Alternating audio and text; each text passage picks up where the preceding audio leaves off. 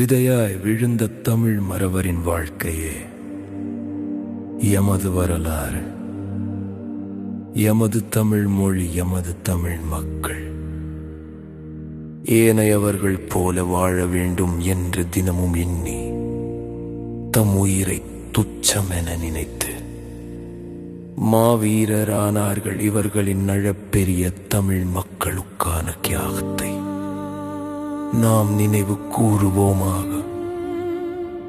உங்கள் தியாகம் ஒவ்வொரு தமிழ் மக்கள் நெஞ்சில் வீறு கொண்டு நினைவில் இருக்கும்.